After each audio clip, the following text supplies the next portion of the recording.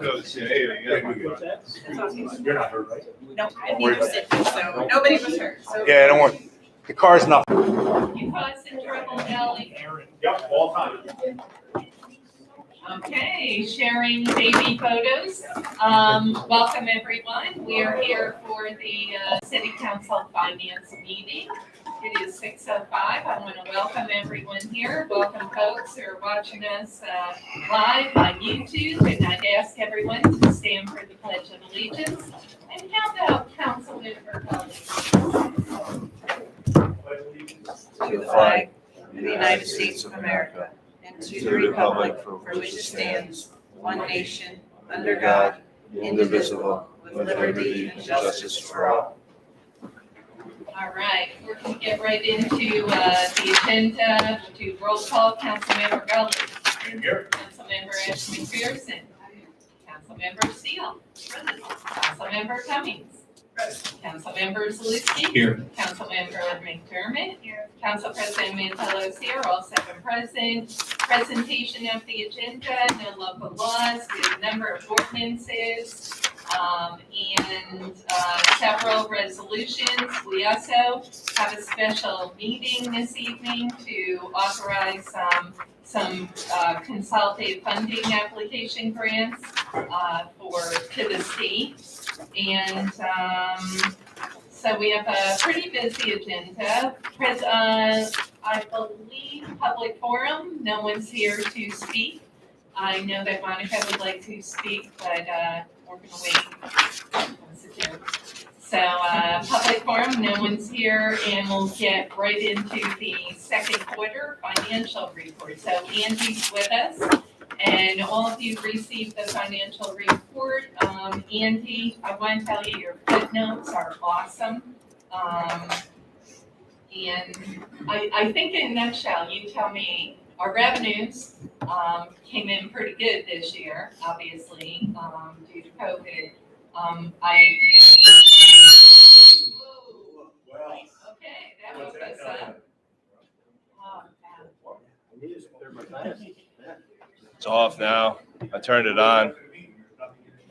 What? I can't hear you. wow. Oh, that was piercing. Rush. Yeah, that planning commission, Mr. Strickland, I'll talk to them. So, Andy, take it away and fill us in. Fill us in on the major things to look at here. I think one thing that I really want to talk about when we get there is the health insurance. I saw that pop out. So take it away and thank you. Good evening. I'll get right into it. General fund revenues, just a little over $27.5 million at the end of the second quarter. It's up 5.5% or $1.4 million from last year. It's especially in the general fund. It's almost impossible. You can't compare 2020 to 2021 given the impact of COVID. It's the same in the expenditures. By this time in 2020, we had already done the budget reductions in all the departments for the expenses. So it's tricky to look year to year. 36% of the budget revenues have been recognized to date. That's expected given the seasonality of AIM and sales tax. Generally speaking, the revenues in the general fund were all very good. Property taxes, the collections are up. It appears that that's primarily driven by escrow payments increasing. Sales tax was very good for the first quarter. The only item of note of concern in the general fund revenues is fines and forfeitures, total $296,000. It's a 19% decrease over the first quarter of last year. Obviously, the courts were open in the first 2 months of 2020. There is still a lag in revenue from the courts for fines and forfeitures. That is what's causing that to occur. Are there any other questions about general fund revenues? Good. What about the interfund? I did notice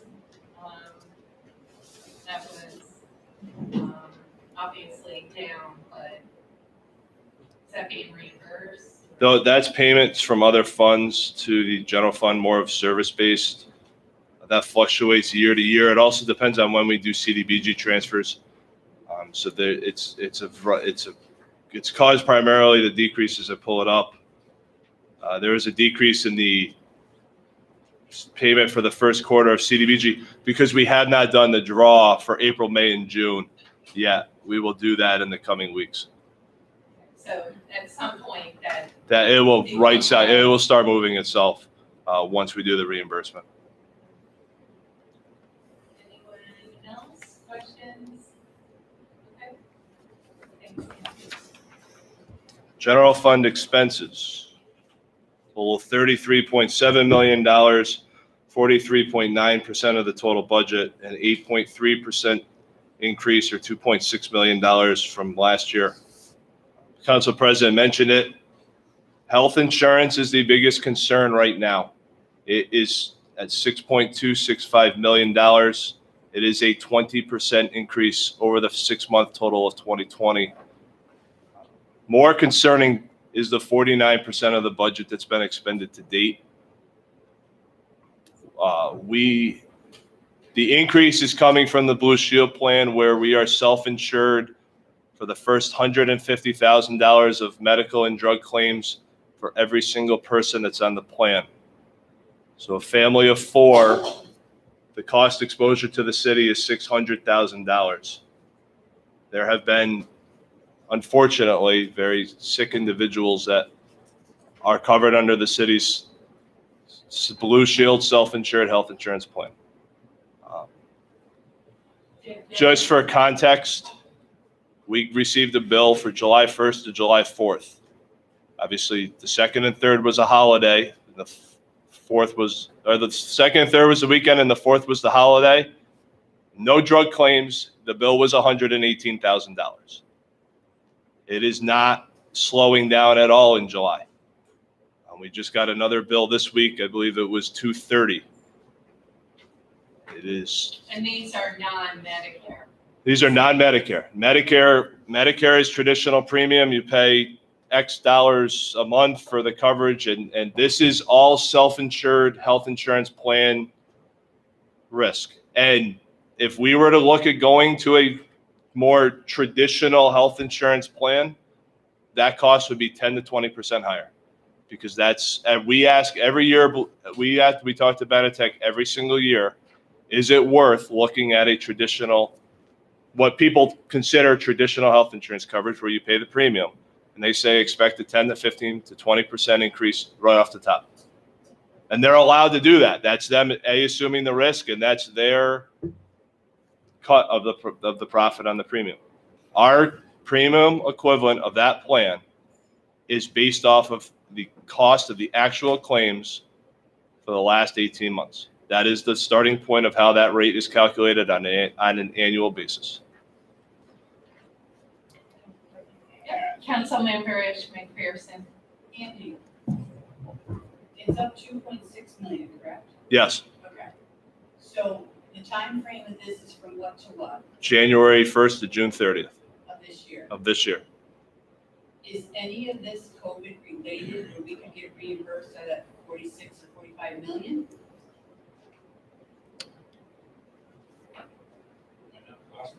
No. I would say no. No expense. No, there's no material expense in here related to COVID.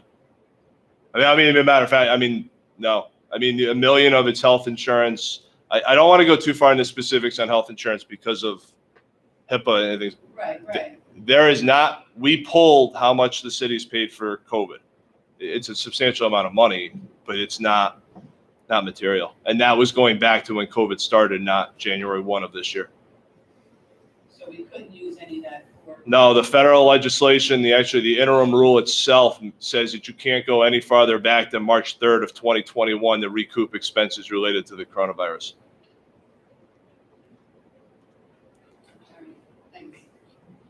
Thanks. So I take it Benetech, they're monitoring it. Oh, yeah. So this is, the big conversation with Benetech is this isolated or is this common? This is being seen across all of their book of business. All of their clients are seeing a spike. And a spike was expected to some degree. We have some very sick individuals that are on the plan right now. I think it's also important to remember that last year over this year, that was when COVID started, the hospital shut down, specialty medicine shut down. And then also at the start of this year, the reason for the increase probably to date is because of, we had a little bit of a shutdown again when the rate ticked back up, and then the specialty medicines and stuff can come back on board. The big mark on this is the budget. It's not, yeah, I mean, the million is caused by what the deputy mayor just said. The mark on this is where it is to the budget, and it's at 49%. And that's what's being tracked. It's not, I mean, even when there's not a pandemic, comparing health insurance year 1 to year 2 is somewhat of a moot point because you're paying the actual claims up to $150,000. It's very variable. It's the variability of it is very high. It's where does it fall to the budget, because it's all based off of prior year's claims.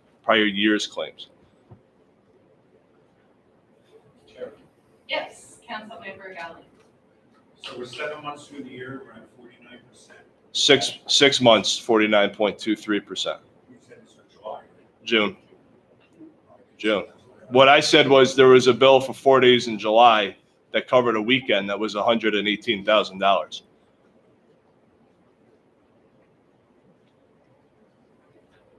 Now we went through this 2 years ago.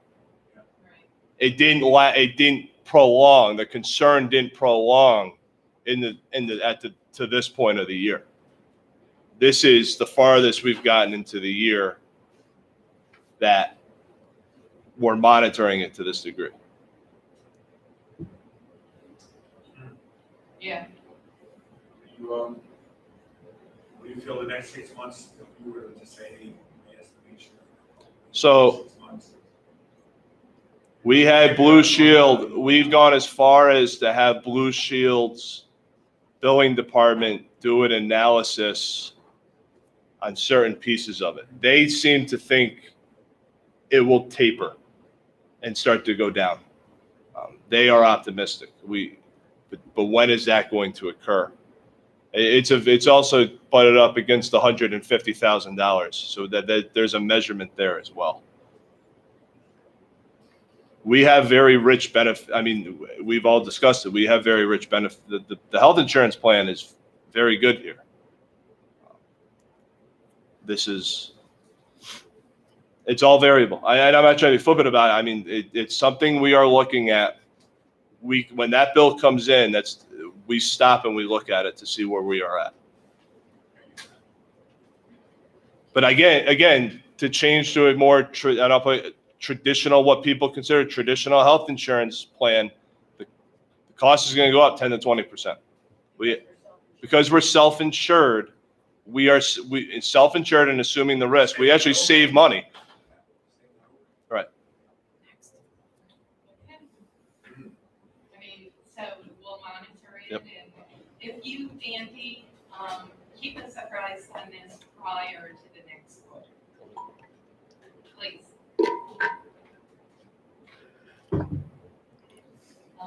The interfund, that's up to us. That is transfers to the capital fund for various capital projects, and that is also a transfer to the garbage fund for the cost of the municipal department within there. That had been increased as part of the budget approval process in November.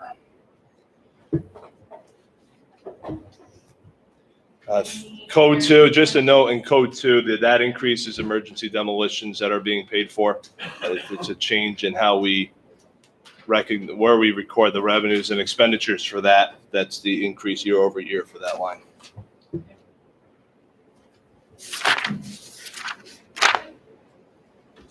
Any further questions on that? All good? General fund recap. Every year there's a deficit through the second quarter. Seasonality of revenues drives that. The change year over year is 1.162 million. There was an $850,000 transfer to that was a revenue for COVID last year. And on the agenda this evening is the reimbursement from HBO. That's $230,000. Those expenditures are recognized in the second quarter report. That makes up the majority of the difference. Continue to monitor revenues and expenditures throughout the remainder of the fiscal year.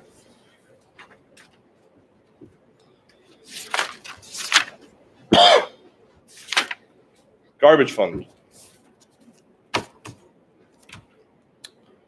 Total revenues year to date are 3.6 million, an increase of 7.4% over 2020. Revenues in the garbage fund are recognized as they are billed. As I mentioned in the footnotes, the concern in the garbage fund comes from the adjustments. We had anticipated 742 units would be exempt for private collection. The actual number of units that are exempt for private collection are 1,147 through the second quarter. I do not expect that number to change much more throughout What the was that, Angie? 1,000? 1,147. We had anticipated 742. That's a lot. That is a lot. And those are just folks who qualify for the exemption. Those are people who have left city collection and gone private. That difference. Jan. Yep, Councilmember Ashton Pearson. Andy, so the estimated 742, we have 1,100, okay? And you're saying those are all people that transferred from using the city to own private? Correct. None of that's for vacant apartments, none of that is for. That's, So how Is many- that a different thing, Andy? it's not within that number, no. The exemptions? It's not within the difference. The difference is like, in total exemptions, budgeted to actual, it's almost 1147. We were almost, it's a little higher than that. It's almost dead on. It was driven by a substantial increase in private collection from city residents.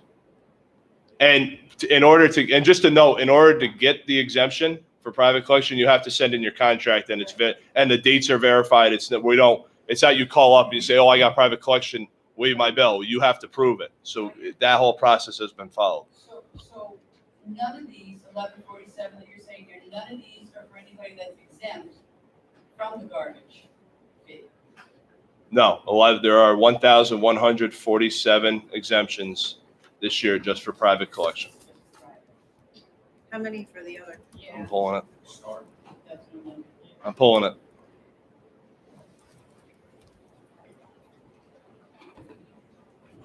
I'll tell you, while you're pulling it, my neighborhood, and probably half of the people in Montauk. The total number of exemptions as of June 30th were 2,732. So they get to, 2,732.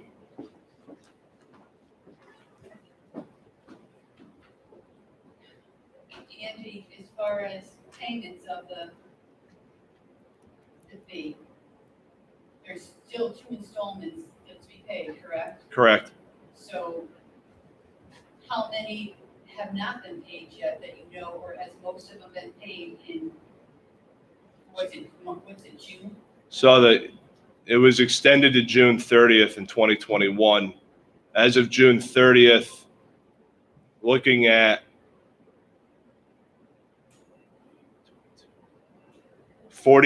42.62% of total charges have been paid, both first and second installments. In 2020, that number was 44.63%. I do think a part of that is, quite honestly, the due date, because it got pushed from April 30th to June 30th. If it had been April 30th, we would have done delinquent letters in May. We did delinquent letters the first week of July. I have not run the reports to see what collections have been so far in July on garbage bills. Council President. Yes, Councilmember Zaluski. Andy, has anyone done an analysis on, there's got to be a point where after a certain amount of residents have moved off of city collection to private collection where we might have to start realigning how we do things, right? Is that analysis been done yet? Is there a break-even point? Are there numbers that you're looking at where if we hit that, so we're gonna have to start rethinking how we do this? There is certainly and you've seen it in the expenditures, right? The tip fees are down. So there's savings there. But you have to remember that the fee is based off of the net expenditures after other revenues. Every dollar that's budgeted for revenue that's to be billed matches an expenditure. So I'm not saying that that's the break-even point. Everything needs to be reevaluated, but it's not. We don't budget for surpluses, and no fund is budgeted for a surplus.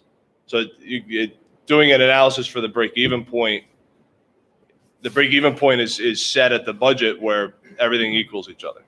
I guess what I'm getting at is there's the cost of actual garbage collection. And that, I think, washes because if we have to pick up less garbage, we're paying less to have that disposed. But there's also the base cost of just running the department. That doesn't change unless we make changes to the department. So at some point, I guess that's the analysis I'm talking about. And I don't expect you to have the answer now, but I think it's something that we need to start thinking about. If indeed this trend continues. And so we can look at it. I go back again though. The budget's set. So if you don't collect $1, right, every dollar lost, you're certainly going to save on the tip fee side. It's the overhead that and you're right. There's an overhead cost to it, but that's been assumed in the budget. So another revenue has to exceed the budgeted amount to compensate for that. Yes, Councilmember Cummings. Do you have a sense of how many of those exemptions are in their first year of a private hauler? If I were to guess, over 300. And have you seen any trends of folks moving to a private hauler, moving back once they get to a second year? Where my understanding is the bill goes up significantly generally with these contracts are structured. Have you heard of that? I would say, given the recent defection, we haven't even seen that yet. I think we'll see that next year, actually, because I think there were a lot of, and Council President said it, I think there's a lot of people that took advantage of a zero cost, and eventually that will come back to not be zero. So I think going back to Ken, your question, I think the other piece of that too is we have to, aside from doing an analysis of a break even, we have to do just a market analysis. Like if it gets to the point where it's higher than the cost of private collection, not saying that we have to do that, but we need to, nobody's ever going to do garbage cheaper than us. With our tip fee secured, with our recycling rate secured, nobody's going to be able to do that unless it's some big user that's going to just eat it and take it somewhere and do something different with it. That's what we're up against, I think, right now. But at the end of the day, commercial line to commercial line, we're probably the cheapest in the industry right now. So I don't foresee that happening at any point in time. But I will tell you that the concern is if too many people slide off, then it's just going to increase the rate for the rest of the residents. So we're looking at that and how do we fix that? But I think the other piece of it too is how do we make sure that we are composting and we are recycling and we are diverting and we are doing all of those things, because that's the heavy stuff and that's what costs us money. If we can get out of the heavy stuff and actually just be throwing away light stuff, it changes the dynamic incredibly. So that's what Renee and her team and Tom and those guys are looking at right now, is how to actually increase those efforts to reduce our cost at the tipping fee and then be able to spread that out to the residents itself, because that'll automatically lower the cost. Council President. Councilmember Salewski, you still have the floor. I guess we're talking about analysis. Has an analysis been done on the types of properties that are opting out of city pickup? In other words, what I'm asking is, are mostly single family, if you do the analysis, right, single family homes You can't beat the price of city pickup. It's that simple. But when you start getting into the 2 and 3 family homes, We can do it. it seems like people are determining that it's a better deal to go private. So are we seeing that pattern where it's mostly multifamily units, or is it just across the board? Andy and I don't have that data, but we have that data because that's how we do it according to property code. So we can get that, we can pull that data. We just don't have it in front of us. I'm curious to see if there's a pattern. Well, there was a kind of a big push to offload some commercial as well, like bigger commercial. Like we were picking up from like auto body shops and stuff like that. And I was like, you know what I mean? Like that's, you know, those are things that we don't necessarily want to get into. So there was an effort kind of to normalize pickup as well. So that could be included in those numbers too. I would, Laura, you want to say? Okay. I would also, just encourage, the administration as you move forward. I believe you're still looking at pay as you throw. I would be very cautious knowing that people are jumping to the privates also. And on that note, I guess Andy, what impact would the re-levy say, you know, folks aren't paying their bill, the garbage fund, are we finding that folks are, compared to last year with the billing? 42 to 44. Okay, So it's about even. okay, so not a huge concern with the re-levy at this point? No, I mean, it's about even, like Deputy Mayor said. Okay. Council President, Councilmember Salisi? when you just mentioned pay as you throw, and I was just thinking about that. Again, the issues with pay as you throw that I've heard over and over are how is it going to impact tenants? How is the landlord-tenant relationship going to work? Who buys the bag, et cetera? But if we're seeing that the multifamily properties are opting out mostly, again, that's based on what you're going to look into that. But if it's single-family properties that are staying with city collection, that's far more feasible for pay as you throw, in my opinion. I think the single-family 18,000. properties can handle it. We build It's 18,000 the units. complaints I've heard the most, and that I think Renee has heard the most, right, is how it affects tenants and, you know, folks living in multifamily properties. So again, it all plays into the same kind of realm here, and it'd be nice to just understand what's really happening out there. So I just want to make sure we put everything into perspective. We're talking about 1,143 units that have gone private collection, which is 400 more than last year, but we bill 18,000. Okay, just to put that into perspective, it's not like we bill 2,500 and half left. We bill 18,000 across the city, and that you're talking about 1,150, 1,200 that, you know, are looking at things. So, you know, when we realize what that is and why they left, if it was because there was a special sale, you know what I mean? Like the blue light special going on, you know, those are things that we'll have to take a look at. But I do know, I think that we're having a general services meeting soon in the next week or so, 2 weeks or so. And we'll get into the discussions on some of that stuff. Yep. Okay. Councilmember Cummings, have you scheduled that? No, I haven't received any draft legislation. Yeah. No, I think that they wanted to call a general services meeting to have a conversation about everything too. Yeah, just to get an update and start the conversation. Give you an update as to the neighborhood meetings that they did and all that other kind of stuff. Good, all right. Further questions, lots of questions on the garbage. We can stay here all night. But we'll move along. Andy? Skip ahead to the water fund. Total revenues on water were 4.8 million, an increase of 3.26% over last year. City water sales down. That's just the timing of billing. There is a decrease slightly in consumption. The wet spring has a lot to do with that. But it's down 171,000. Most of that is we billed on June 30th in 2020 and billed on early July of 21.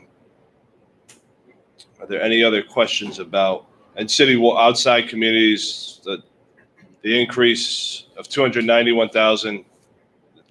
If you take it year to year, it's almost dead on to the timing of, if you take that increase is driven by timing of bills as well. The total revenue is almost identical to that of last year. And I believe last year compared to the prior year, it was down quite a bit. Yeah. We had talked about to Chris, really reaching out to the outside communities and trying to rectify that. Did that ever go anywhere? Do you know? I think he's still in discussions with them. Can you let them know we were asking? Yes. Thank you.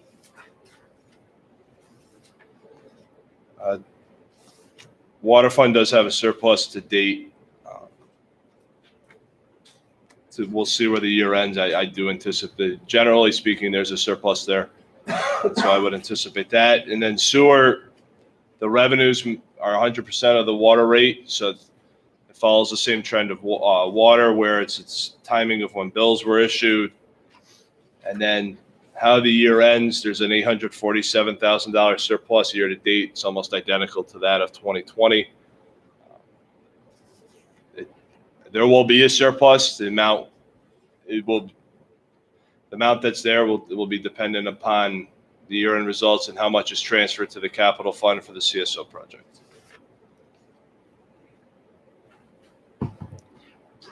Questions?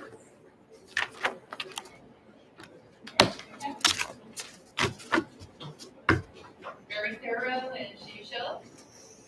Your trustee.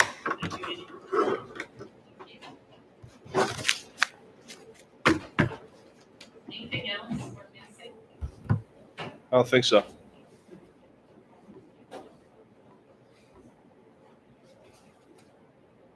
All right. Good. All right. Move on. Now local laws, ordinance 57. Ordinance authorizing the city of Troy to accept federal funding under the American Rescue Plan. Council President Mantello at the request of the administration. Do I have a motion? I'll make a motion. Motion, Councilmember Zaluski. Is there a second? Second. Second, Councilmember Gully.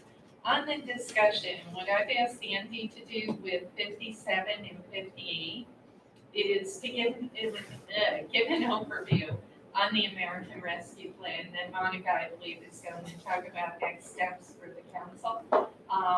We have had 2 task force meetings.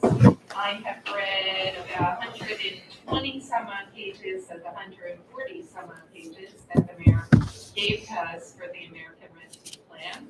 And we'll let Andy take it away. But tonight, we'll be accepting the funds. He'll be putting them in an account. And then we'll talk about a couple of the next steps, and I believe an RFP will have today. So ordinance 57 obviously accepts the funding and allows for the funds to be accounted under generally accepted accounting principles. Essentially, based off of regulations that have come from New York State and the federal government, you don't recognize the revenues of this money until they're being expended. So they are currently, we have, obviously as we discussed, it comes out in 2 tranches. We have received our first tranche. It is sitting in a bank account that is only for American Rescue Plan money, and it is not going to be used for anything other than that. This just allows for me to account for it in the proper manner. I'll let the deputy mayor get into a lot of the specifics of it, just so the council understands where we're at is broadly from an accounting perspective. The state comptroller's office has issued their first, which I can only imagine how many set of rules on this.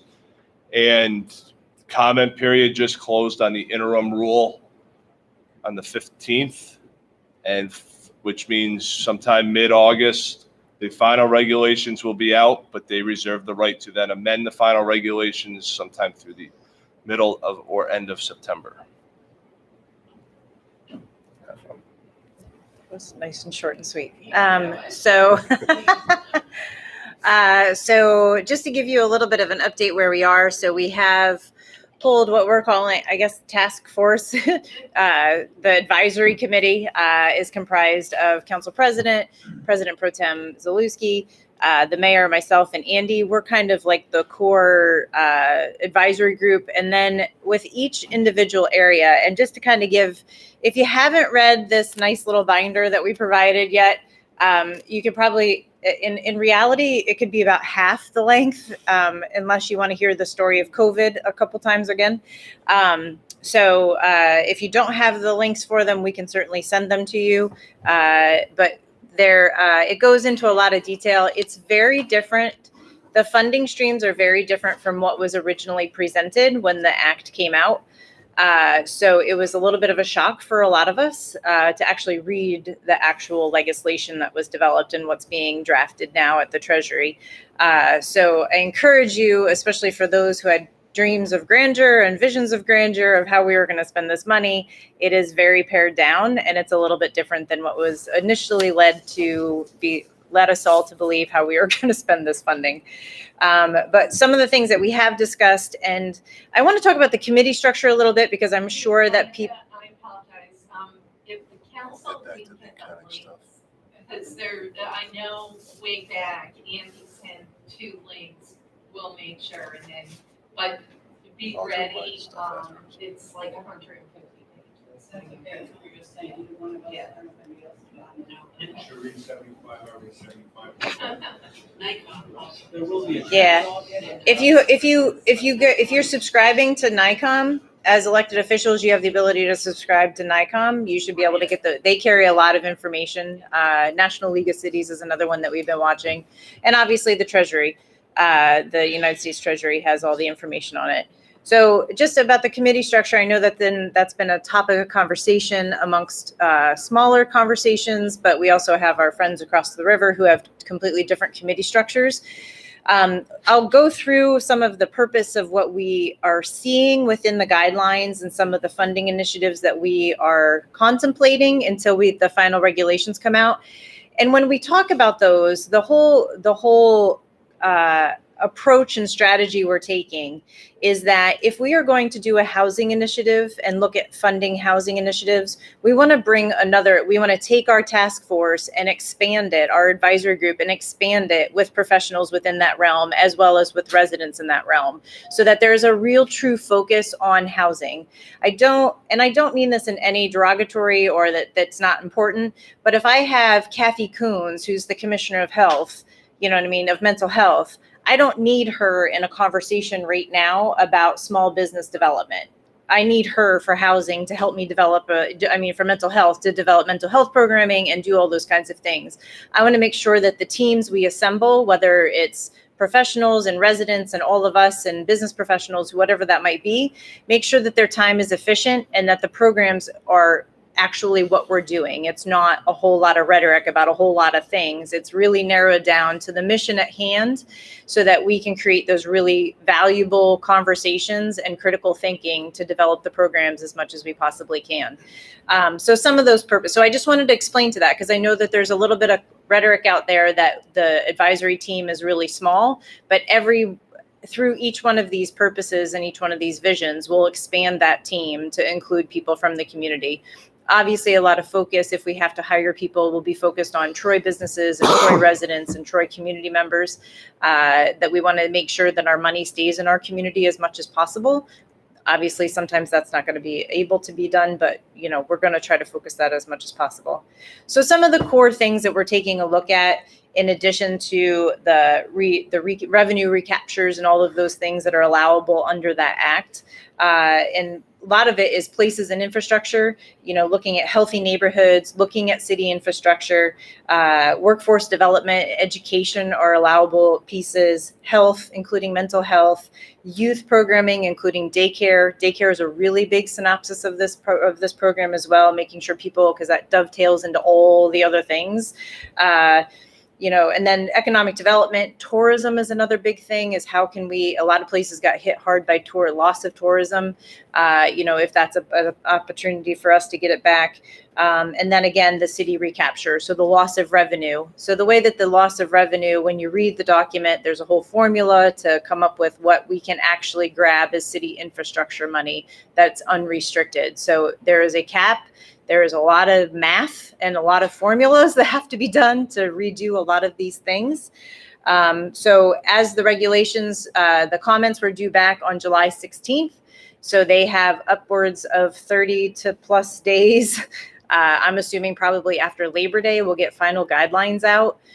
So a lot of these programming initiatives that we're looking at now, of what you're going to talk about tonight, what we're going to discuss tonight, we'll start setting those up once we get the final guidelines. We certainly don't want to start peddling a program and creating a program until those final regulations are in, in detail. Okay. You want to say some more? And if I could just say, on that note, I'm following other communities with the American Rescue Plan, as I think many of us are, and some communities in central New York, as Monica mentioned, across the river, they're belting out programs, and they haven't included the community.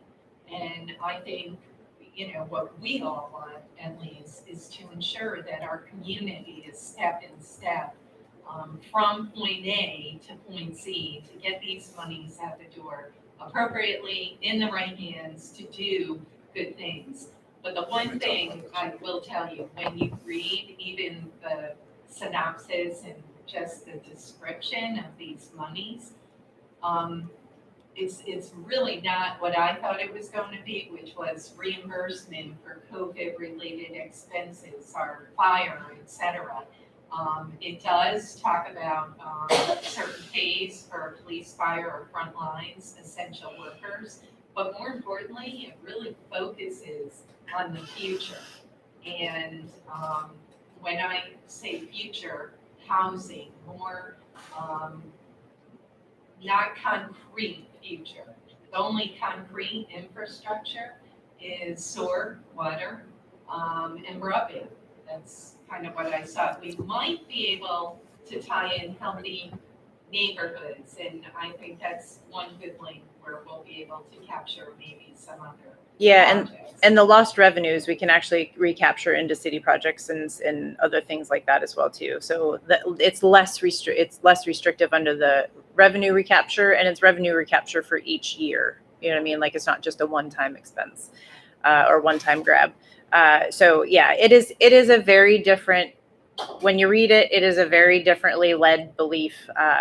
And it's very, like you said, it's very future focused, but it's also, helping the people that need it.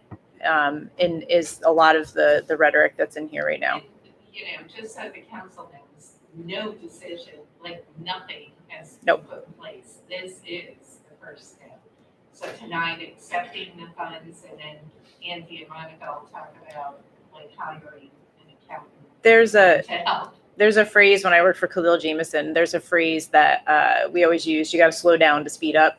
And we really are taking a cautious step because we really wanted to make sure that before we start talking to programs and launching initiatives and getting people's hopes up, that the regulations were actually going to be where we thought they were going to be and where we think they're going to be. So we don't want to necessarily put out a program and then have to claw it back, because that's a bad way to deal with this. So I'd rather be a little cautious and suffer some of the initial stuff rather than come out of the gate wrong.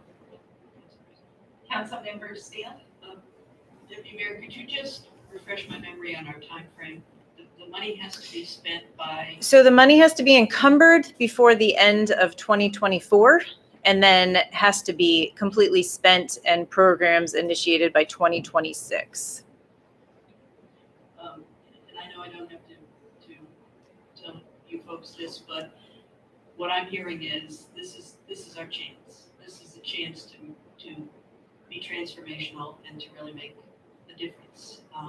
And I would hope, given the wet weather we've had, that we take into account that climate change is real, and if we do infrastructure, that we do it as smart as we can, and not just pave over our city, but make it little, more friendly in terms of the environment. I'll get off my soapbox. Or sunny days. Go to remote. Councilmember Cummings? I guess a couple questions. The first is I think probably for Andy, but how much is this complicated math that Monica alluded to aligned to, or how much do you see that actually paralleling what our real loss in revenue was last year? Is it based on that?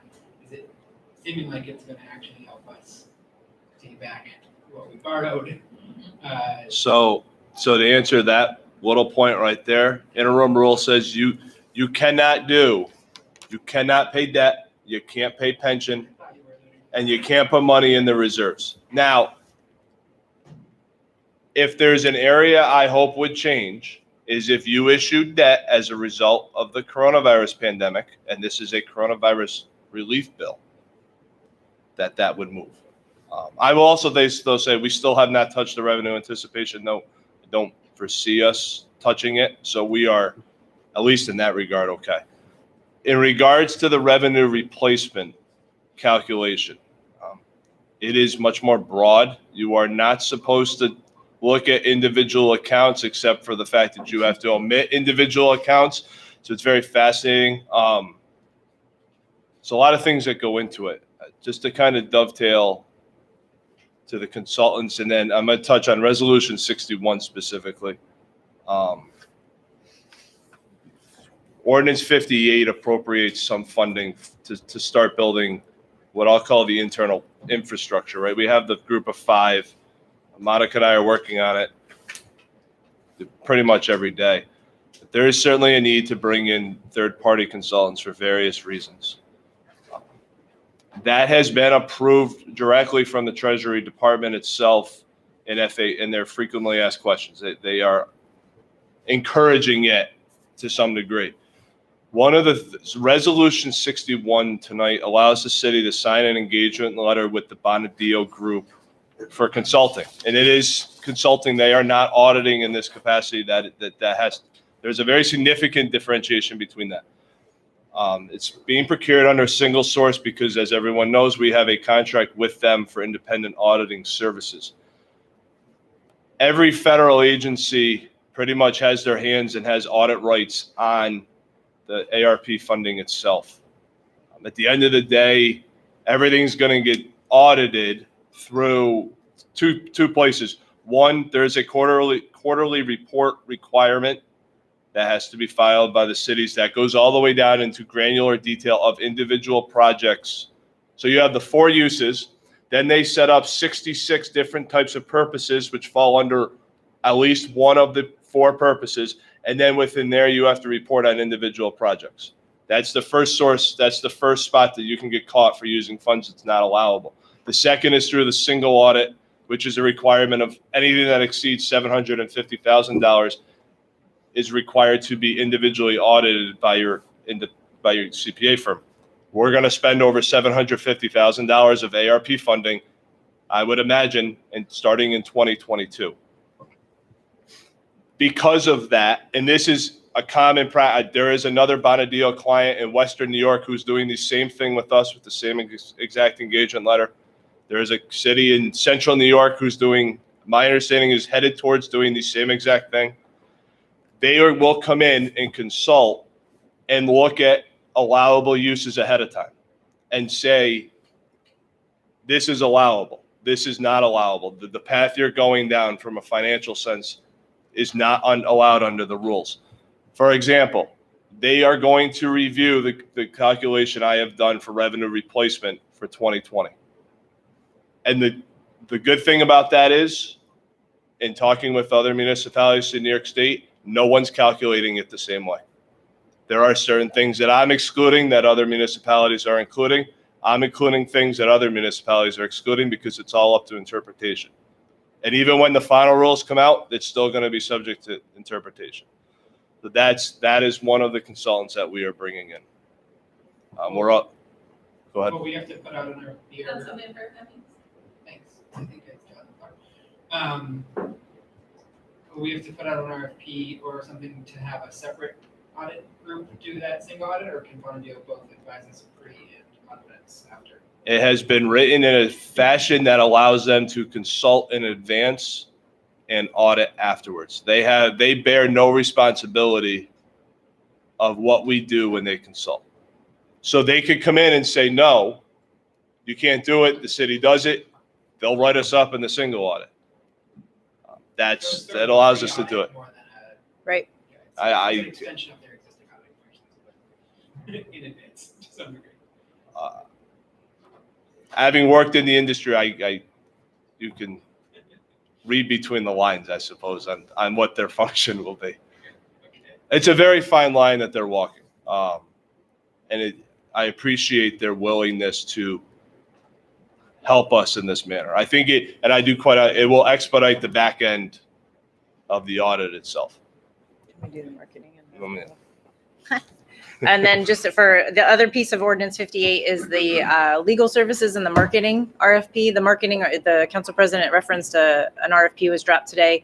This afternoon, we let the marketing and PR RFP out.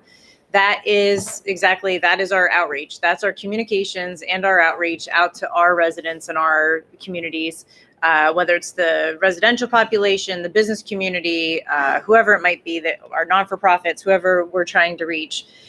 So the marketing and PR services is out today. That's one. We're looking to be creative. We're looking to handle the press. We're hoping to do community events. Like, it's a really expansive RFP if you take a look at it. And we wanted it to make sure that it was able to capture everything that we anticipated we were going to have to get out. If we develop a program, it's developing flyers for it. It's, creating bullets for it. It's getting the media out and sending out a press release on it so that all of you can share it into your community groups. It's networking with all of the neighborhood groups. So that's a really important piece. And I know that's something that we don't typically do as a city. And that's why it's even more important, because we got to get the money out. Because if we don't spend it, it goes back.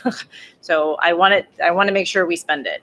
And then the other one is legal services. Again, it's a really broad, it encompasses everything from fair housing rights to economic development to contract law to a whole bunch of host of things, because we need to make sure that we have the capacity to churn some of these things out. Because as Andy said, every use has a subcategory that turns around and goes into a subrecipient, which has a subcontract to it. So, and we have to make sure we have that clawback so that if they don't do their programming the way that they said they're going to be the programming, that we have a recapture ability. So we need the legal services to kind of range from all buckets and all realms. So that will be the next one to go out as well too. So we're just waiting on some scope of work just to make sure that the scope of work reads right in legal jargon. To follow up? Yep. First on the public outreach RFP or PR RFP, does that also include outreach or involvement with the design of the programs, or is it just for the implementation? I think it can be both. You know what I mean? Especially if they're Troy residents or Troy businesses, obviously that's, their voice is going to be important as well too. But I think more of it is to take whatever each committee puts together as a program and how to get the information out and how to drill it down into, palatable and digestible formats, you know what I mean? Rather than writing a page summary and sending it out on an email or a Facebook post, being able to get a graphic together and just be creative. And it could be creating videos, and it's also documenting the process, right? That's the other important thing about it is we do have a once in a lifetime opportunity. We are going to have befores and afters. So we should document this. This is an important, we keep talking about the next greatest infrastructure project. This is the biggest one yet, even blows Chris's project out of the water. So, you know what I mean? So I think it's really important. And I will be honest, Councilmember Steele said, this is a once in a lifetime. I've been doing city work for 10 years in all phases. Everything that we've talked about today is stuff that I said I wish I had money to do, right? How do you get into neighborhoods? How do you get into individual units? How do you get into parks? How do you do all these things? We have the ability right now, and we just have to be smart about it. But it also means we're going to have to, and this is the bad guy. I'm not the bad guy this time around. It's saying no. Right? We have to have the ability, because everybody's going to spend the money 10 times over. So we have to make sure that we're capturing what the residents and the community need versus what is the shiny penny. Right? So There are going to be difficult decisions and there are going to be heartaches, and we are walking into it fully cognizant of that. And, that's why we're trying to make it as transparent as possible and making sure that it's a tight core team and it's a manageable team and it's a nimble team, because if something changes and a program doesn't work, we have to be creative enough to be able to turn it around and figure out something new and be flexible enough to get it out and turn it back around. Let's see, so there will be these various groups. To what extent are they already have the individual smaller groups met at all yet? Or is No. it just the? Nope. You're really in a holding pattern. You're in a holding pattern until the final regs come out. I mean, because there is no idea where these final regs could end. I mean, if you look at the rules, if you look at the trajectory of where this thing started in March to where they were in June when the interim rule came out, the whole thing shifted entirely. This is the rule. This is not an opinion. It's put out as aid to local governments to a response to the COVID pandemic. And then the rule comes out and the rule says, but you can't go back and recapture any expense. You can't go back and recoup expenses for masks that predated March 3rd of 2021. And that's a significant movement. So now that comments have closed, there is no idea where this thing could go. Right. And a lot of the comments I've read are, why can't you pay debt?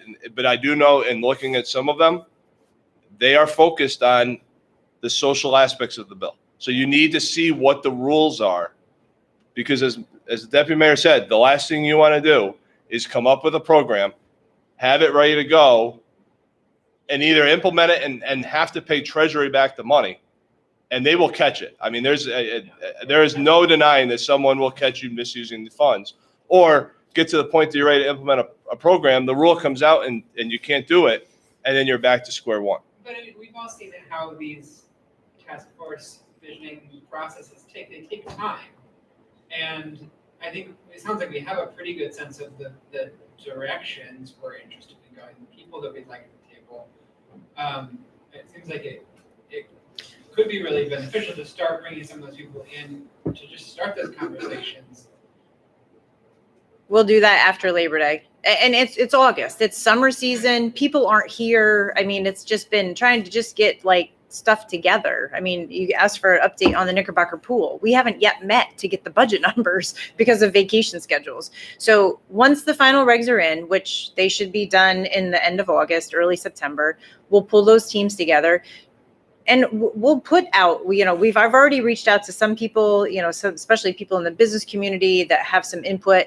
The other piece of this too is when we look at the people who are going to be on these teams, other than local residents, is I need to make sure that there's people who understand what else is out there other than the American Rescue monies. Because especially the business community, we're seeing the money being dumped in Albany. What you're going to find, and I had a lot of conversations around there's a lot of redundancy in both the local, the state, and the federal levels. So making sure that we are really carving a narrow path between all of these other funding streams to be able to carve what the void is going to be tedious. So we have to bring partners in like that. And that's hopefully where some of these research and some of this legal and marketing stuff can actually do some industry research for us as well. But on those individual teams, we need to have those housing experts, business experts to help us guide that path, because with all the PPP money out there and the small business loans and grants and all that stuff, we don't necessarily want to duplicate efforts. So we're more comfortable wait until after the regulations are in. It's not that we're not putting a lot of thinking into it, because we're already researching, we're already putting stuff together, concepts together. I'm talking to CDBG to see how we can complement existing funding streams that we have. She has abilities that we don't under this program. So the goal is actually to hit as much of the city as possible, not as, it's important to try to hit as much as we can. Okay. Moving forward, y'all, the Councilmember Cummings? We'll have lots more We'll leave conversations. it. this, you know, and I think all of us, yes, we're itching, you know, to get things rolling at the same time. You know, my personal feelings, we have to wait for the ruling, to be finalized. So, you know, and it's not like we're not doing anything in the meantime. We're hiring, the accountant, we put out an RFP today for, community input, et cetera, public relations. So, you know, things are moving forward. But we want to make sure that we do it right. And we want to make sure whatever we do, this is for future generations. This is setting our city not for 2 years, 4 years, 5 years. This is going to set so many programs for the future generations of our city. So it is transformational, as Councilmember Steele stated, you know, but I will fully disclose, I am concerned. I have seen, wearing my other hat, federal monies come to the state, get bogged down, bureaucracy at its worst, the EGRAT program, the rental assistance program, money still haven't gotten out the door. That's my concern with this. It is a short timeline. It sounds like 2024, 2026. It's gonna fly here. So saying that, it's going to be multiple councils, you know, not just this council, obviously, people are leaving. So, you know, we just have to make sure we do it right. Full disclosure, I did speak at one of our task force meetings. I am concerned. This is going to consume a lot of time. I told Monica, I told Andy, you know, we obviously have a city to run on, so this is 45 million bucks that we're going to try getting out the door with a lot of community input, a lot of experts, but we're leading the charge. You're our staff on this, and you know, so saying that, our supervisors, our department heads, they need to step up to the plate because you're going to be consumed with this. This is going to take quite a bit of time, and it's state. Do you feel comfortable doing this? And will we potentially need, you know, more staff? So it's, you know, consultants, possibly experts, things to that nature. It's a lot of money to get out the door. A lot of grant programs, a lot of partnerships. So it's not going to be easy, but we're going to do it, and we're going to do it right, and we're going to be a model, right? Absolutely. Okay. Nothing better.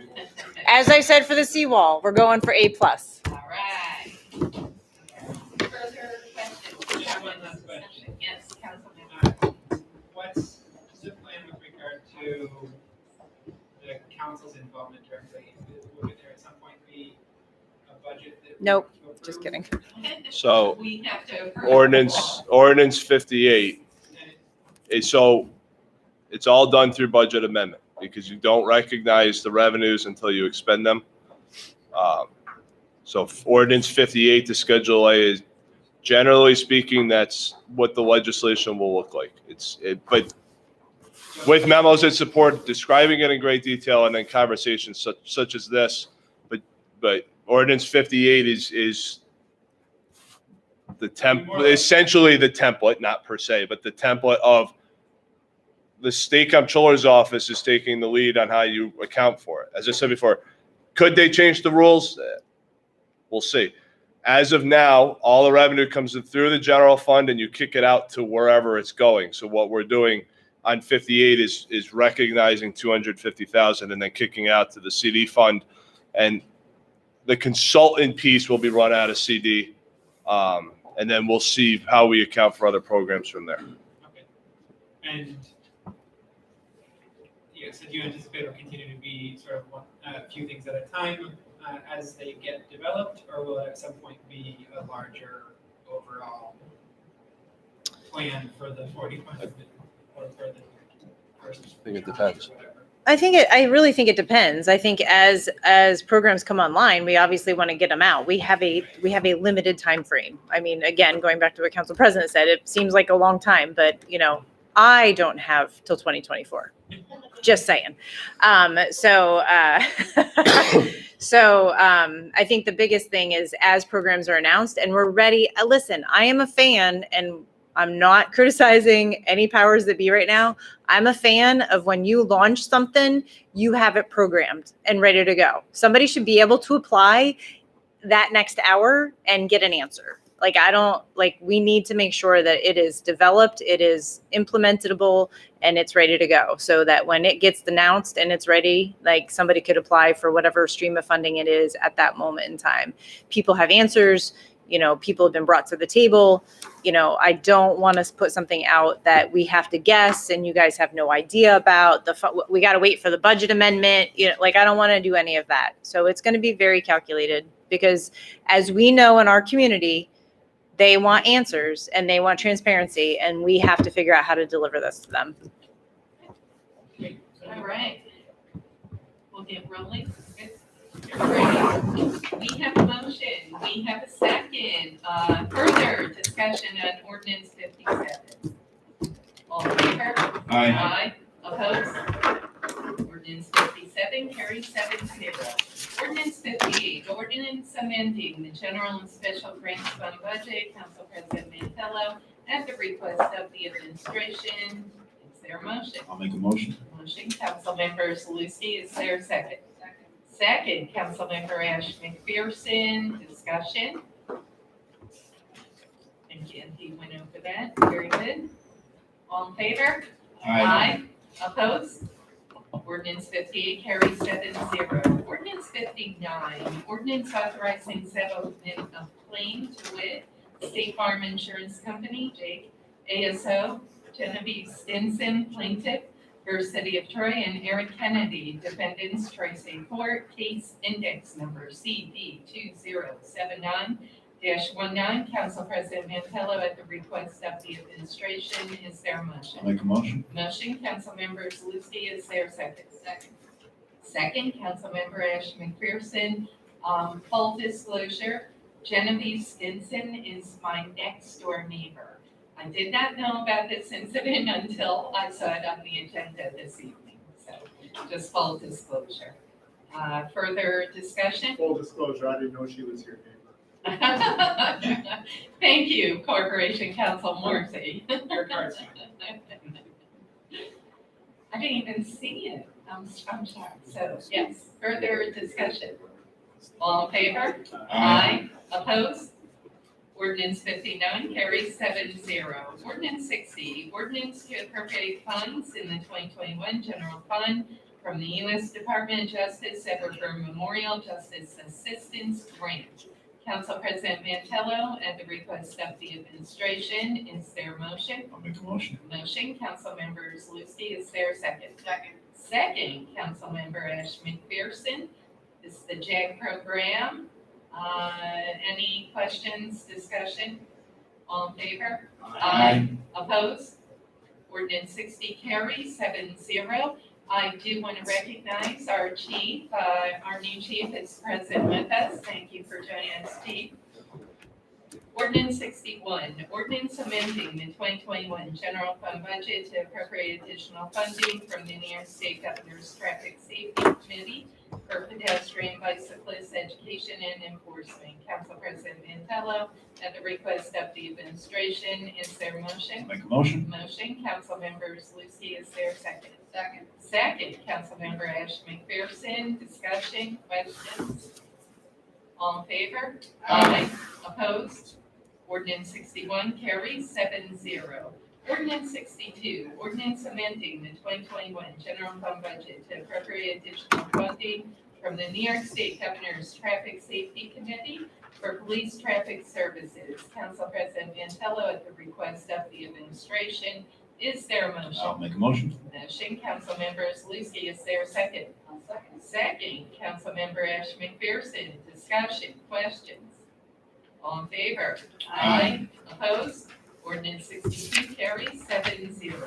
Ordinance 63, ordinance to accept funds from the New York State Division of Homeland Security and Emergency Services Tactical Team Targeted Grant Program and amend the 2021 Special Revenue Fund budget to appropriate funds Council President Mantello at the request of the administration. Is there a motion? Make a motion? Motion, Councilmember Zalusky, is there a second? Second, Councilmember Ash McPherson, beat you to the punch.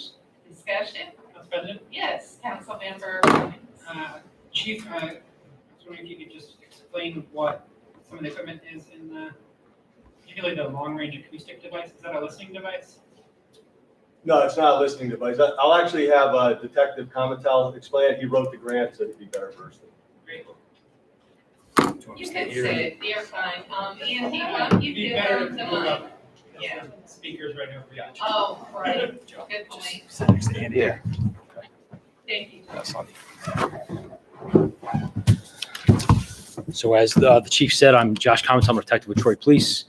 I had the pleasure of writing the grant for this grant for the city. I think it's an excellent addition for us, especially for the team, and I think it's going to help us keep the officers safe and people in the city safe. So you had a question particularly on the LRAD, you said?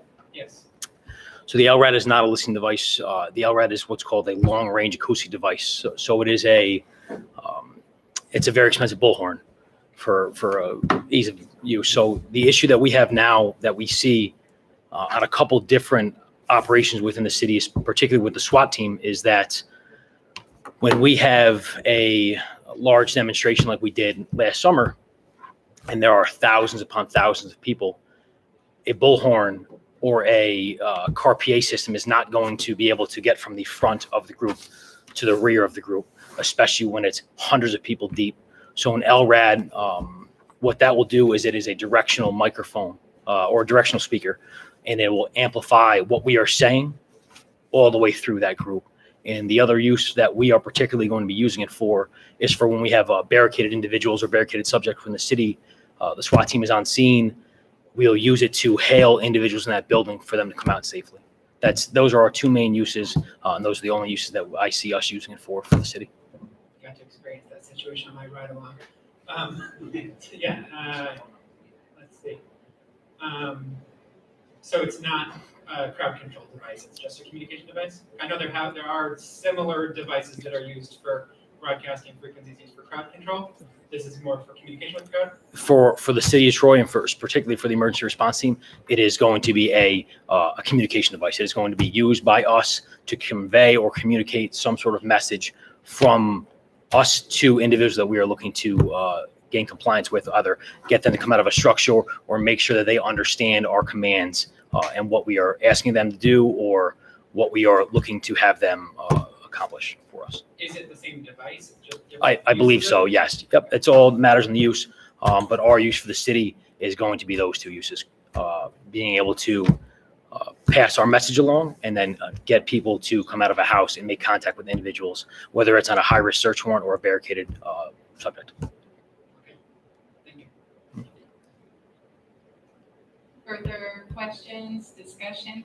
Oh, go Sorry, ahead, just wanted to, sorry, that's fine. Follow up, just in terms of how, are there existing orders in place with regard to how these kind of crowd control devices are used, or will they be updated for this new technology? Yes, so before we implement any new technology or equipment into the agency, we'll have proper practices and procedures in place before we use them. We've used other agencies' LRADs previously within the last year. A couple instances were high-risk search warrants. We had Town of Colony has a LRAD that we used on their armored vehicle to assist us with 2 barricades, and we used that piece of equipment to make contact with individuals in the house, and it works relatively well. We still use a robot in one of the instances, but it works much better than a loudspeaker on a or PA would work, or a bullhorn. Thank you. And, I just wanted to say, Josh, I'm not sure if you and Steve, wrote all of these grants, but I have to compliment you because my colleague is leaving me at my other job to become the grants coordinator for Albany PD. So to have you doing this in-house really says a lot about our department. They're super competitive, and so kudos to all the folks at TPD for writing these. Thank you. Yeah. Okay. further questions? Ordinance 63, all in favor? Aye. Opposed? Thanks, Josh. Ordinance job. 63 passes 7-0. Ordinance 64, ordinance amending the 2021 water fund budget. Council President Mantello, at the request of the administration, is there a I'll motion? make a motion. Motion, Councilmember Zaluski, is there a second? Second, Councilmember Ashman Pearson, discussion. Can you amend the Schedule A, please? Under appropriate fund balance is 150,000, it should be 100,000. I'm still in Josh's grant. The 150 in revenues on the top line should be 100, and then the net impact should be 0. Okay. Okay. I make a motion to amend per what Andy just said. Is there? I'll second that. Second, Councilmember Zaluski. Discussion on the amendment? All in favor on the amendment? Aye. Opposed? On the amended ordinance 64, is there a motion? Make a motion. Motion, Councilmember Zaluski, is there a second? Second, Councilmember Steele, discussion. All in favor? Aye. Opposed? Amended ordinance 64 carries 7-0. Ordinance 65, ordinance amending the 2021 garbage fund budget. Council President Mantello, at the request of the administration, is there a motion? I'll make a motion. Motion, Councilmember Zaluski, is there a second? Second. Second, Councilmember Ashman Pearson. This is HBO reimbursing us for OT. Further discussion? All in favor? Aye. Opposed? Ordinance 65 carries 7-0. Ordinance 66, ordinance amended the 2021 general fund budget. Council President Mantello, at the request of the administration, is there a motion? I'll make a motion. Motion, Councilmember Zaluski, is there a second? Second, Councilmember Steele, discussion. Lots of amendments in here. Yep. Any questions? All in favor? Aye. Opposed? Ordinance 66 carries 7-0. Resolution 56, resolution supporting and endorsing the CEAS application for grant to fund construction of an extension of the Troy River Walk. Council President Mantello, at the request of the administration, I apologize, everyone. The resolution says an extension, so yours is old.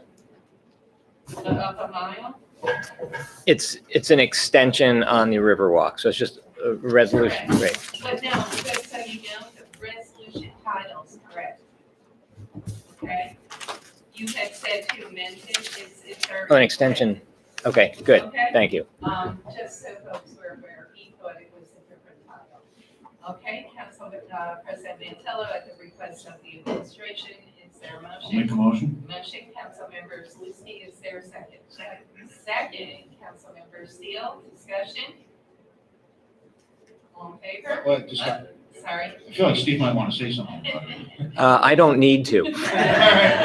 This Looks is, like you were ready to go. I'm here in case it's needed. This is just an extension of the Riverwalk behind the hotel and under the, underneath the Hoosick Street Bridge. When we implemented the South Troy Trail a number of years ago, we had a temporary easement behind the hotel. So this is really important. We have a permanent easement in an area that really can't hold a bike trail right now. So this would be building a Riverwalk out over the bank. And then again, under the Hoosick Street Bridge as well. The total project will probably cost, we're still getting the numbers, but it'll probably cost about $2 million. So the city share of it will be slightly more than the 25% match. Further questions, discussion? Did I tell you guys I used to work I'm super excited. I'm super excited about this, okay? I just want you to know, I'm very excited. Okay. Yes, Councilmember Cummings. Sorry, so just to be clear, this does not extend past the Hoosick Street, that's behind the Jason. It does not extend past the Hoosick Street Bridge, although there already is a trail that runs through the, behind the Flanagan Building that runs up to the next street. So we will, as part of the, it'll connect to that. I mean, it already technically connects to it, but it's not in a really very usable form as it is. And Or safe. ultimately, this will connect to the Empire State Greenway Trail, which I know. runs all throughout the state. All in favor? Aye. Opposed? Resolution 56 carries 7-0. Sorry, I didn't say. Resolution 57, resolution supporting and endorsing the city's application for grant to fund preservation work to be performed on the Soldiers and Sailors Monument. Council President Mantello, at the request of the administration, is there a I'll motion? make a motion. Motion, Councilmember Salucci, is there a second? Second, Councilmember Ashton McPherson. On the discussion, Steve, I did want to alert you that Kathy Sheehan has offered any of her archives any help with the grant application. I don't know if it's finished. She said she'd be happy to help you if needed. Thank you. And we've actually made this submission a few years in the past, so we're banking mostly on that. Yes, but thank you. Yep, no problem. Now, there was one question I had on this. I was told that this was the 5th tallest monument in the world. Is that accurate? I don't know, but I don't even want to offer my answer. I know what I'm thinking, but I don't know. I was told this, maybe, I'm not sure, but it really is gorgeous and you know, this is hopefully, So it's right after Washington and Bennington, and how many of those are there? So I doubt it. the Northeast or the United States, maybe New York, maybe Toronto. Okay, downtown, okay. Further discussion? All in favor? Aye. Opposed? Resolution 57 carries 7-0. Resolution 58, resolution authorizing the mayor to execute a contract with the Chasen Companies to design infrastructure and utility work at 1 Monument Square. Council President Mantello, at the request of the administration, is there a motion? I'll make a motion. Motion, Councilmember Zaluski, is there a second? Second, Councilmember Steele. I will let Steve take this away. I do want to fully disclose to the council and the public, I did meet with the developer for about 2 hours the other morning to get a better feel on where 1 Monument Square is going. So just in full disclosure, and I must tell you, I'm pretty psyched. So take it away, Steve. Great, thank you. So basically, what we're doing here is we're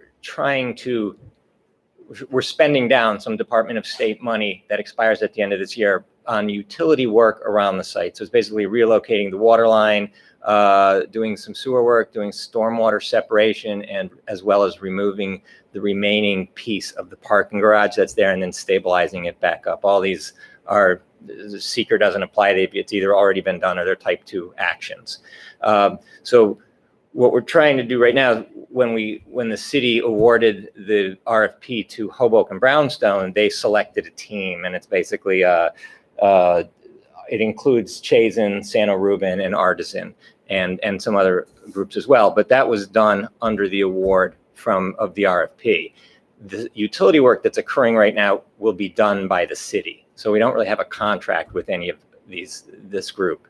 But we want to ensure that the integrity of the design work here that goes on coordinates well with the actual construction when it occurs. So it's important to have a single source contract, have Chazen oversee this contract, as well as Sano Rubin be the construction manager. So that's why we're going this route.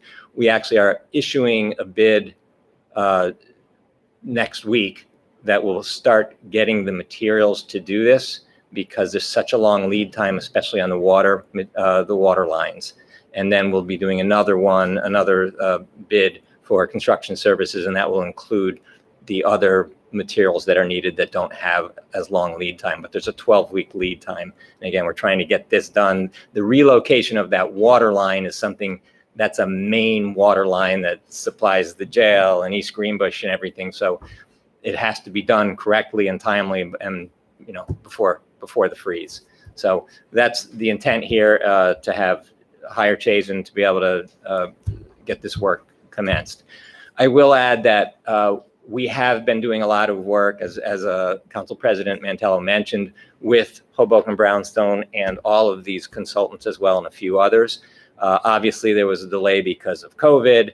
Then there was additional concerns about the availability of funding. There was no DRI last year, no CFAs last year. So, and the uncertainty on what would happen with the market, the retail market, and the ability to build, and just all those uncertainties. There was some concern on the part of the developer. It slowed us down a little bit. We do fully intend now to probably have a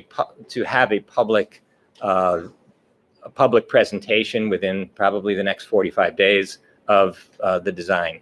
So we are starting to move, but this is an important piece of it to get it moving. This will use the Department of State money, the city match, as well as some of the Northern Borders Regional Commission funding that we had as well. And the DRI, come on. The DRI. We're there. We're there. This is ours. But good times a charm. Questions, discussion? Okay, and Rick's good with the single house. Rick is good. Jeff Nessa, yeah, and Andy, we've all spoken about it. All in favor on resolution 58? Aye. Opposed? Resolution 58 carries 7-0. Resolution 59, resolution appointing a commissioner of fees for the city of Troy. Council President Mantello. Thank you, Steve. Do I have a motion? I'll make a motion. Motion, Councilmember Saluzzi, is there a second? Second, Councilmember Steele, discussion. All in favor? Aye. Opposed? Albert Farrow is now Commissioner Pete Sim. Regular meeting. Don't sign it. Resolution 59 carries 7-0. Resolution 60, resolution reporting the standard work day for elected and appointed employees. Council President Mantello, do I have a motion? Make a motion, I think I can still. I didn't I would not, just to be safe. Motion, Councilmember Ashton McPherson. We have second, Councilmember Steele. Discussion? All in favor? Aye. Opposed? Aye. Resolution. Right. Resolution 60 carries 7-0. Resolution 61, resolution authorizing the city to engage the Bonandia Group for consulting services related to the American Rescue Plan. Council President Mantello, at the request of the administration, is there a motion? I'll make a motion. Motion, Councilmember Saluzzi, is there a second? Second, Councilmember Steele. Andy went over this earlier, and this will be at our regular meeting, not this evening. Any questions? All in favor? Aye. Opposed? Resolution 61 carries 7-0. Resolution 62, resolution approving the city clerk's appointment of Albert Farrow as deputy city clerk and setting the annual salary of the deputy city clerk. Councilmember Saluzzi, is there a motion? I'll make Motion, Councilmember Cummings, is there a second? I'll second that. Second, Councilmember Zaluski. Discussion, Albert is with us, if you could stand, Albert. Thank you for joining us. Is there anything you wanted to say to the council to put you on the spot? Pleasure to be here. Thank you. Short and sweet. Hopefully you all received Albert's resume earlier today. And if anyone had questions, here's your opportunity. Okay, welcome. Welcome. Further discussion, all in favor? Aye. Opposed? Look at that, unanimous. 62 carries 7-0. Congratulations on the first step. Okay? I will take a motion to adjourn. Motion to adjourn. Don't forget special meeting. We have a motion. Is there a second? Second, Councilmember Covey, all in favor? Aye. Opposed? All right, we're going to go right into the special. There are lots of monuments that are taller than 93 Here feet. you go. Maybe it was when it was built. It was built a long time. That's correct. So back in the 1800s, it was in the top five. Statue of Liberty being a very notable one. Okay, I'll ask everyone to please stand for the pledge of allegiance. I'll open up this special meeting. And how about Councilmember Baker? Allegiance to the flag of the United States of America and to the republic for which it stands, one nation, under God, indivisible, with liberty and justice for all. Thank you, Councilmember McDermott. Laura, roll call. Councilmember Gilly, Here. Councilmember Ashton Peterson. Here. Councilmember Steele. Present. Councilmember Cummings. Present. Councilmember Zaluski. Here. Councilmember McDermott. Here. Council President Mantello. Here. 7 present, 1 absent. Okay, presentation of the agenda. We have 3 resolutions. 2 of them are CFA grants. The last one's chasing to get one monument underway. Public forum, we have lots of folks here. We'd like to address the council, but everyone's leaving. Running quick. We have no local laws, no ordinances. Resolution 56. Resolution supporting and endorsing the city's application for a grant to fund construction of an extension of the Troy Riverwalk. Council President Mantello at the request of the administration. Is there a I'll motion? make a motion. Motion, Councilmember Zaluski. Is there a second? Second. Second, Councilmember Gully. Discussion. All in favor? Aye. Opposed? Resolution 56 passes 7 ayes, 0 noes. Resolution 57. Resolution supporting and endorsing the city's application for a grant to fund preservation work to be performed on the Soldiers and Sailors Monument. Council President Mantello at the request of the administration. Is there a motion? I'll make a motion. Motion, Councilmember Zaluski. Is there a second? Second. Second, Councilmember Ashton McPherson. Discussion. All in favor? Aye. Opposed?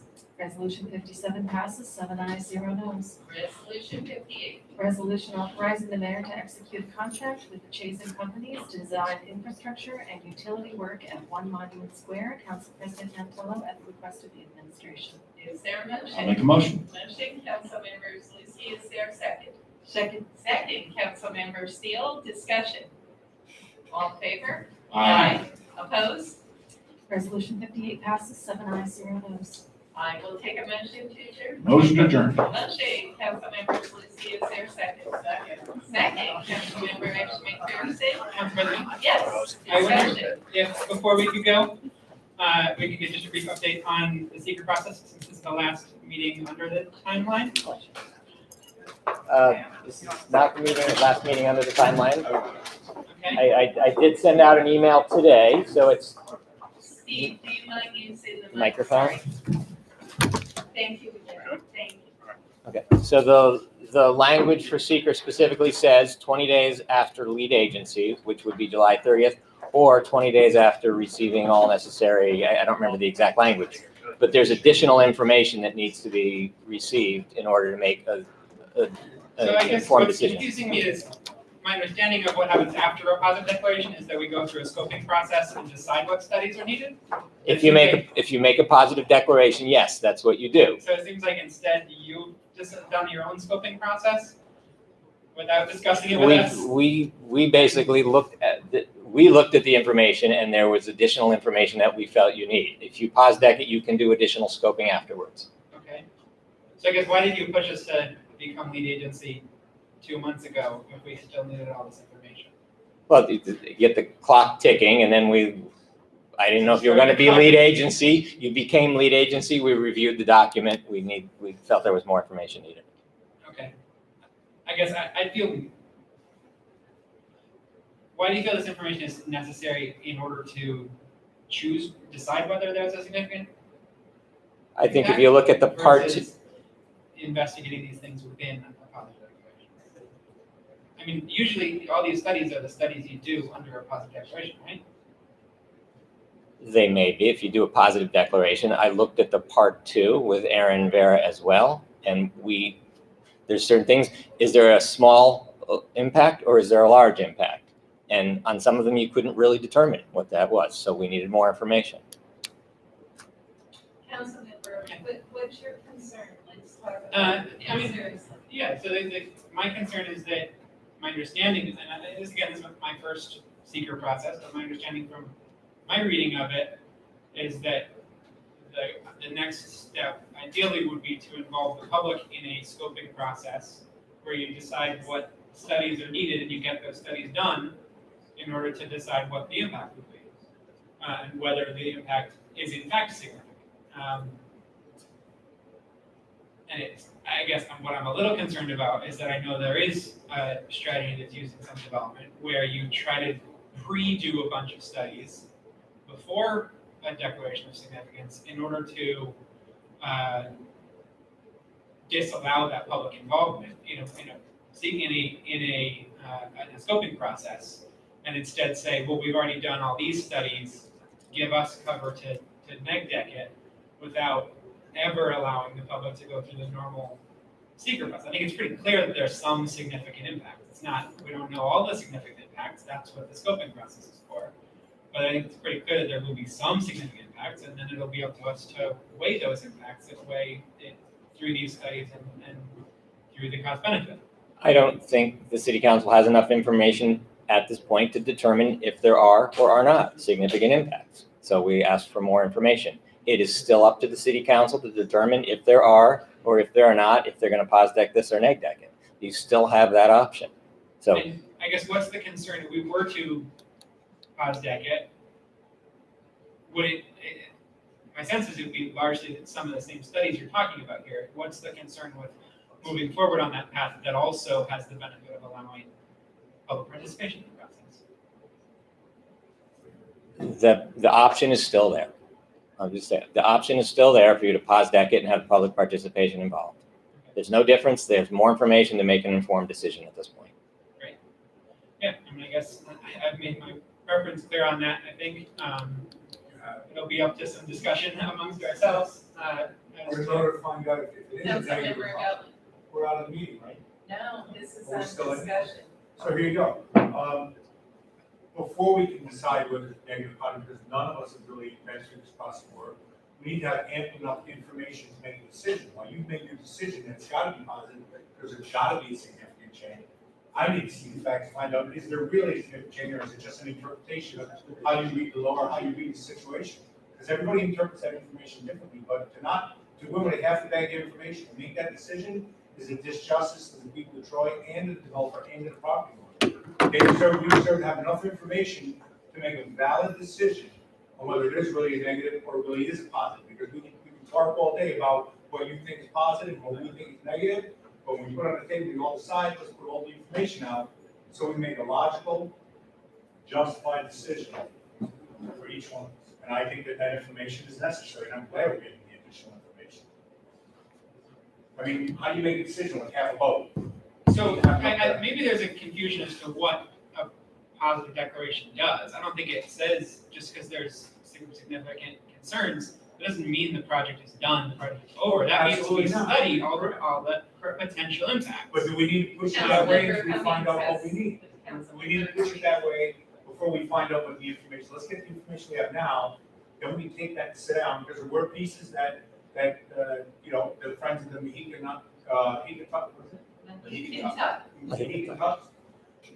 Tux had voiced out, and they amply voiced it out on Facebook, where they only put partial pieces of law to have it interpreted the way they want it to be interpreted. So when you get down to the black and white and the information that's produced by professionals, that these different pieces that were maybe not in there or were in there, to get more information to really understand them better for all of us, I think is a benefit for us. Because we shouldn't shortchange the process just because we say, oh, there's got to be some significance, let's move in this direction. Let's find out what we have. We have the right to get the additional information. Let's get the information. We're in no rush. We have 20 days from time to get the additional information. Although some people out there have interpreted it on Facebook very differently. Certainly. It's not the case. So we should get the information, and make a good business decision for this process and this property. The false statements that are made out there, people trying to say, hey, this should be a forever wild. Get off the cloud. It's a private piece of property. It's going to get developed one way or another. If the friends of the Mohican Tux really cared about the history and the preservation of their history at that spot, they would really sit down and collaborate and say, hey, what's the way we can keep that memory and that heritage alive, instead of burying it through their own argument to put single-family homes in and put fences somewhere. Nobody will ever get a piece of it. Nobody will ever know. And that those archaeological finds will be behind somebody's lawn somewhere in the back of their shed. because you won't have anything to do about this. Let's be real about this. If we do a good study and we focus on all the information, maybe we can make it a way where they get what they want.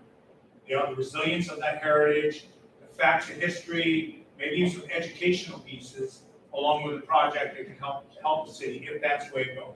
Whether it's negative or positive, let's get the information. Let's make a good decision. We don't have to rush. Well, We're not in any rush. certainly not any rush. Councilmember Cummings. Thank you.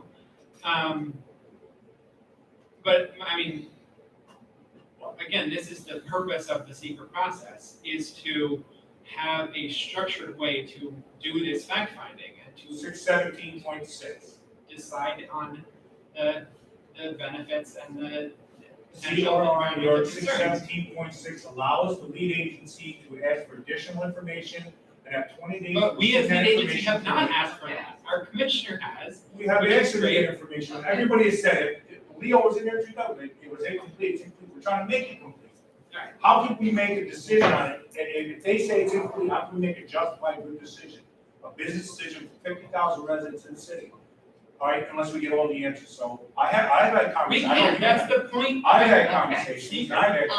I'm going just to suggest, obviously, you know, we can We'll continue the discuss conversation Right. offline. Saying that, Everybody deserves. further discussion, questions, comments, all in favor of adjourning? Aye. Opposed? 7-0. Thank you. Albert, I wanted to, Steph, welcome aboard. I just want to say thank you for having the special meeting and getting those three No pieces problem. through for me. I appreciate it. Don't forget, Kathy will help you if you need any help, but it's gonna fund your. My chair. I mean, I think-